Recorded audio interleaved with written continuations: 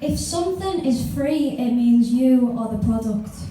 So it turns out they're taking our data and turning a profit in pocket for our likes, lives, liberties and gossip, while you wanted a champion, you wanted a prophet, you wanted a promise, and by God you've got it. Keep Britain white, keep America great, sign the dotted line with the soul of our nation state. Clickbait, tweet, gate, upload your face to cyberspace, because what the world really needs to see right now is your face, or a cat, or a sunset, or what you just ate. Satiate the millennial taste to isolate the intangible, trade the nutritional for the Instagrammable, the plain for the impractical, the faddish and the fashionable. I read the news today, oh boy, we kid ourselves to think we have a choice to detox and switch off all the noises and voices, four-chord crooning to verbalised woofing, churns out like the exam grades of my production line pupils. We buy shampoos and health foods like people once bought relics, run marathons and visit galleries like people once did penance. We strap watches to our wrists to measure our brain waves, yet lose 26 billion to mental health-related sick days. A professor recently told me, the one thing you millennials can't take is irony. I'm sorry, sir. I think you've made a mistake,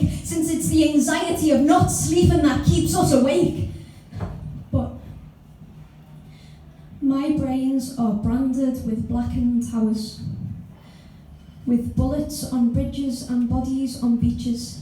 Children run down in the road on the Rambler. So I sat for hours in churches with my arms in crutches, staring at altars and wondering where God is, if maybe he just couldn't take all the bullshit blared on the side of London buses.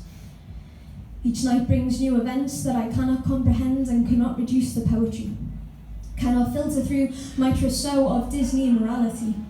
I'm listening for violence, but all I hear is sirens in an age that has never known silence. A generation suffocating in the ashes of awareness, the catastrophe of its own HD existence, reaching data saturation with each millisecond minute. What a curse to live in this world without filters, only echo chambers, stages, megaphones and mirrors.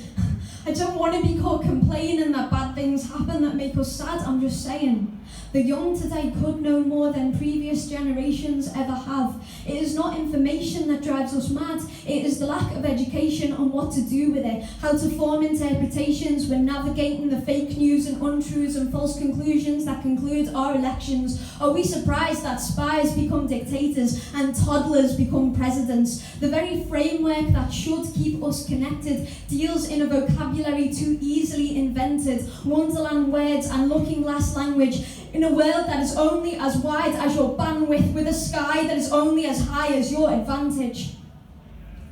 And when I am freed from the gaze of my students, I will take this poem and proclaim it on YouTube, preach from my digital pedestal, ironically contribute. I will tweet and text and tell tales because I have to.